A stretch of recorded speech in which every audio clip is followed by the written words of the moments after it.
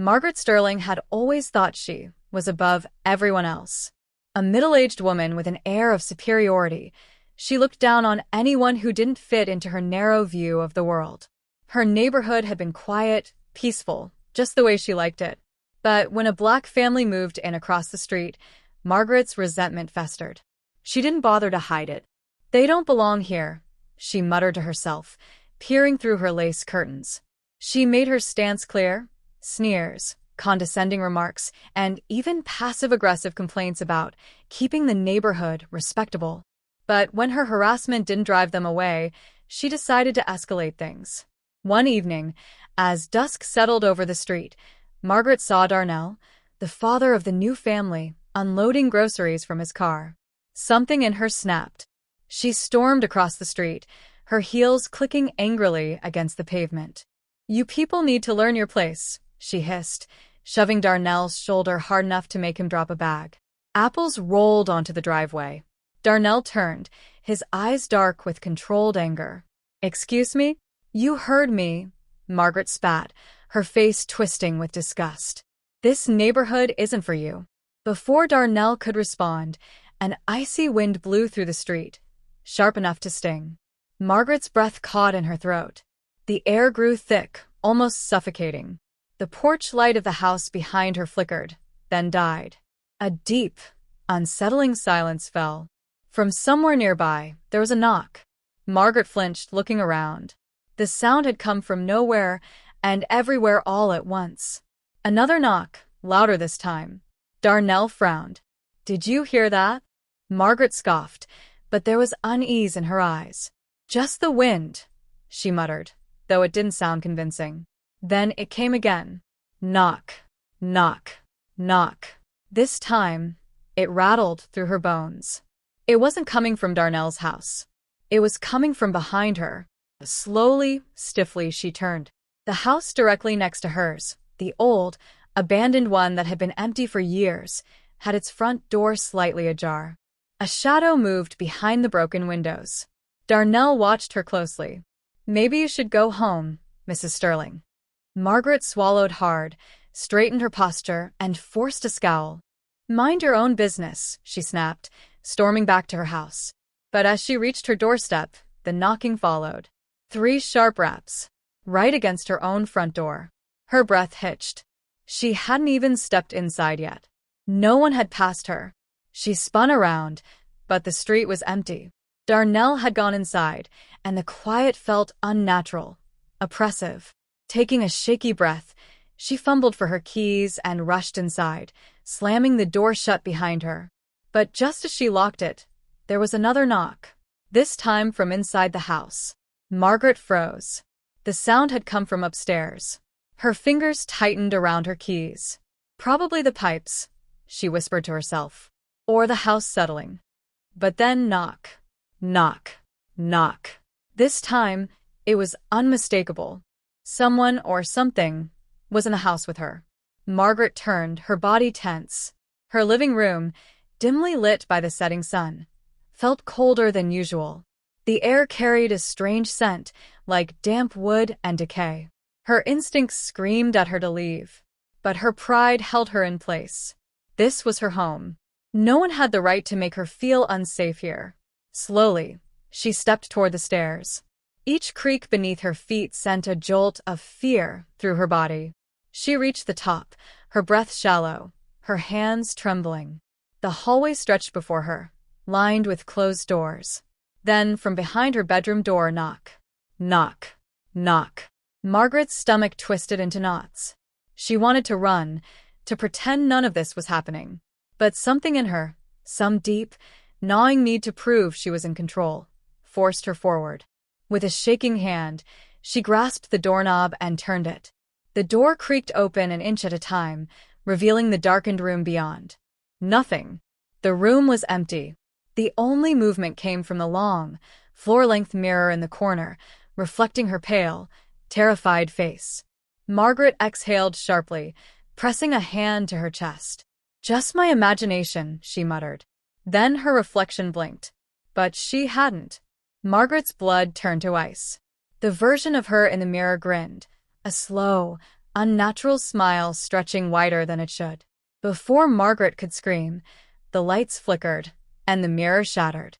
From the darkness beyond the shards, a voice whispered, "You crossed the line."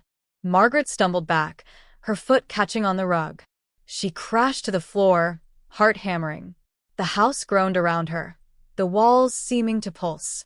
The air grew heavier, pressing down on her like an unseen force. Then, from the broken mirror, something began to emerge. A shape, twisted, wrong, crawled from the jagged shards, its limbs bending in unnatural angles. It was her, but not. Its skin was pale, cracked like porcelain. Its eyes were hollow, black pits. It reached for her. Margaret scrambled backward, but the thing only tilted its head, that grotesque grin widening. Knock, knock, knock. This time, the sound came from inside her chest, vibrating against her ribs. The thing leaned in, its voice a distorted echo of her own. "It's too late to run," Margaret screamed. Margaret's scream echoed through the house, but no one was there to hear it. The air felt thick, suffocating, as the twisted reflection of herself loomed closer. Its hollow eyes locked onto hers, that eerie grin stretching impossibly wide. Margaret scrambled backward, her hands scraping against the wooden floor. The sharp sting of splinters barely registered through the paralyzing terror coursing through her veins. "This isn't real," she whispered to herself, chest heaving. "I'm imagining this." But the thing in the mirror only tilted its head, mocking her. Then, without warning, it lunged. Margaret shrieked and threw herself to the side. The creature's outstretched fingers barely missed her as she crawled toward the bedroom door, scrambling like a trapped animal. She grabbed the knob, twisting it violently, locked. "No, no, no," she gasped, pounding against the door. Behind her, the air crackled, and she turned just in time to see the shards of the broken mirror begin to shift, rising as if pulled by invisible strings. They hovered in the air, sharp edges glinting in the dim light, forming a jagged, fractured reflection of the room. Except something was different. The bedroom in the mirror wasn't empty anymore. It was filled with shadows, figures with hollow faces and unblinking eyes. They stood in the distorted reflection, motionless, watching. Then, all at once, they moved. Hands, too many hands, reached through the mirror, clawing at the air between them and Margaret. The glass shimmered like water, and suddenly, she felt something cold wrap around her ankle. Margaret shrieked as an icy grip yanked her backward. Her nails scraped against the wood as she fought against the pull. She twisted her body, kicking wildly, and caught a glimpse of the thing that held her. It was her, or at least what was left of her. The reflection of herself had morphed into something even worse. Its skin had begun to crack apart, jagged lines of darkness spreading like veins through porcelain flesh. Its grin stretched to inhuman proportions, revealing rows of shattered, splintered teeth. "Let me go!" Margaret screamed, kicking harder. The thing only giggled, her own voice, but warped, broken. Then, with impossible strength, it yanked her forward. Margaret was dragged across the floor, her fingernails peeling as she tried to find something, anything, to hold on to. The mirror loomed in front of her, the swirling darkness within its fractured surface pulling her in like a black hole. The voices started then. Whispers slithered through the room, creeping into her ears like 100 hissing snakes. "You crossed the line. You don't belong here. It's too late to run," Margaret thrashed, her body convulsing with fear. "No, this isn't happening." Just as her head was about to break through the mirror's surface, the lights in the room surged, flickering wildly. Then a sudden, deafening knock. Knock, knock, knock. It wasn't coming from the mirror this time. It was coming from the front door. Everything stopped. The thing gripping her ankle recoiled, hissing like an injured animal. The figures in the mirror twisted their heads toward the sound, their movements jerky, unnatural. The whispers ceased, replaced by a tense, expectant silence. Margaret took the opportunity. Summoning every ounce of strength, she kicked free and scrambled backward, her breaths coming in ragged gasps. Another knock. Louder. Knock. Knock. Knock. The figures in the mirror began to tremble, their hollow eyes filled with something that almost looked like fear. Margaret's mind raced. Whatever was outside, it terrified the thing inside. Summoning what little courage she had left, she forced herself to her feet, her entire body shaking. She had one chance. Whatever force was outside her door, it was her only hope. She bolted for the stairs. As soon as her foot hit the first step, a chorus of enraged shrieks erupted from behind her. The mirror exploded. Shards of glass flew in every direction, slicing through the air like daggers. Margaret ducked, shielding her face as the house groaned around her, the walls shuddering violently. Something was coming after her. She could hear it, skittering footsteps, clawing hands, the sound of splintering wood as the walls themselves seemed to twist and warp. She ran faster, down the stairs, skipping steps, nearly losing her footing. The air behind her grew colder, thick with the scent of decay. Knock. Knock. Knock. Margaret reached the door just as something cold and sharp raked down her back. She screamed in agony, but didn't stop. Her trembling hands fumbled with the locks, yanking them open one by one. The knocking grew more insistent now. Urgent. Demanding. With one final breath, Margaret wrenched the door open. The world outside was wrong. The street she had lived on for years no longer looked familiar. The houses were there, but their windows were empty, black voids stretching into nothingness. The trees stood still, their branches frozen in time. The streetlights flickered, casting unnatural, twisting shadows across the pavement. And in the center of it all stood a figure. Tall. Cloaked in darkness. Its face hidden beneath a deep hood. It raised one hand and pointed at her. Margaret's breath hitched. Who are you? The figure stepped forward. As it did, the air around it seemed to ripple, warping reality itself. It spoke. A voice like rusted metal, scraping against bone. You crossed the line. Margaret shook her head violently. I don't understand. What do you want from me? The thing inside the house shrieked. The walls trembled. The cold clawing at her back tightened. And the figure simply said, Judgment. Then, before she could react, it moved. One moment, it stood at the edge of the street. The next, it was right in front of her. A skeletal hand shot forward, pressing against her chest. Margaret gasped. A terrible, icy fire spread through her body, burning her from the inside out. Her vision blurred, darkness creeping in from the edges. The world around her twisted, unraveling into something she couldn't comprehend. She tried to scream, but no sound came out. Then she was falling into the black void that had once been her home. Falling into the shattered remains of the mirror. Falling into them. The last thing she heard before the darkness swallowed her whole was her own voice, echoing from the depths. It's too late to run. Margaret was weightless, plummeting through endless darkness. Her screams died in her throat as she tumbled through the abyss, shadows wrapping around her like liquid tar. Her skin burned with cold, her mind teetering on the edge of madness. Then impact.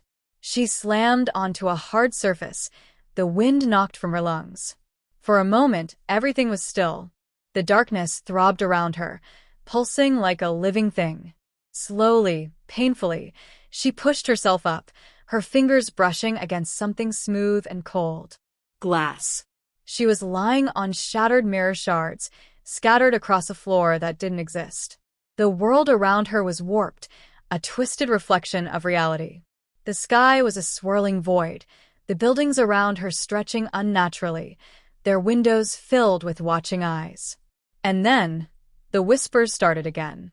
You crossed the line. You don't belong here. Margaret's breath hitched as figures emerged from the shadows, distorted reflections of people she knew. Her neighbors. The mailman. The grocery store clerk. Their faces were eerily smooth, their eyes voids of blackness. Then she saw her. The thing that had dragged her into the mirror. Her reflection stood at the center of the figures, smiling with jagged, broken teeth. But something was different now. It wasn't just a mimic of her anymore. It was her, dressed in her clothes, standing with her posture, wearing her life. Margaret took a step back. What is this? The reflection grinned wider. It's home. Margaret shook her head violently. No. This isn't real. I'm still in my house. I just need to wake up. The figures around her began to close in, their heads twitching unnaturally. Her reflection took a step forward. Oh, Margaret, it cooed. That's where you're wrong. It tilted its head toward the swirling void above them. Margaret followed its gaze and saw herself. Through the distorted sky, she could see her own house. The living room, the front door, herself. But it wasn't her anymore. It was the reflection. She saw it standing in her place, smoothing its hands over her clothes, testing the weight of her body like a new suit. It looked at its hands, then at the world around it. Her world. And then it turned toward the mirror. Margaret locked eyes with herself. Her reflection was smiling. No, Margaret whispered. No, no, no. She ran toward the floating image of her house, pounding against the invisible barrier between them. The glass rippled, but wouldn't break. Her reflection only waved at her, mocking. Then, slowly, deliberately, it reached for the curtains. It was closing her world off. No, don't do this. Margaret shrieked, slamming her fists against the barrier. That's my life. You can't take it. The reflection's eyes gleamed with something almost like satisfaction. It reached for the last curtain, fingers closing around the fabric. Margaret's world grew darker. She turned, frantic, searching for anything, any way out. The figures were almost upon her now. Their smooth, featureless faces twisted and stretched. Their whispers grew louder. Stay, stay, stay. Then Margaret ran. She didn't know where she was going. There were no streets here, no paths, just endless, shifting reflections of a world she no longer belonged to. But she had to run. Behind her, the figures followed. Their footsteps didn't make a sound. Their breath was cold against her neck. Then, ahead, a door. Margaret's heart leapt. It stood alone, floating in the void, an old wooden door with a brass handle. It didn't belong here, which meant it might be a way out. She didn't stop to think. She reached it, grabbed the handle, and yanked it open. Behind the door was her house. Not the twisted, mirrored version, but her real house. Her real world. She could see her living room. The warm glow of the lamp. The sound of the TV playing softly in the background. And standing in the center of the room, her reflection. It was laughing. Margaret lunged forward, but something grabbed her ankles. The whispering figures had caught up. Their hands wrapped around her, pulling her back into the abyss. Margaret screamed, clawing at the doorframe, trying to hold on. No. Let me go. I belong there. I belong there. Her reflection only smiled and shut the door. Margaret's world collapsed. She fell backward into the darkness, her screams swallowed by the void. The whispering figures pulled her down, down, down, until the last thing she saw was her own house disappearing from view. And then, silence. Epilogue. The new Margaret. Darnell stood on his porch the next morning, sipping his coffee. The air was crisp, the sky a soft gray. Everything felt still. Then, across the street, he saw Margaret. She was standing in her front yard, watering her flowers. Darnell frowned. Something about her seemed off. Her movements were too smooth, too controlled. Like she was learning how to use her body for the first time. As if she could feel him watching, Margaret turned her head slowly. Too slowly. Their eyes met. And then she smiled. Darnell's stomach twisted. Because that wasn't a normal smile. It was too wide. Too forced. Like someone trying to mimic what a smile should look like. Margaret waved at him. Darnell hesitated, then waved back, unease settling in his gut. Something told him that wasn't Margaret anymore. But by the time he realized it, it was too late. Margaret had already stepped back into her house, closing the door with a soft, deliberate click. And behind her, deep in the reflection of the hallway mirror, something else was still watching.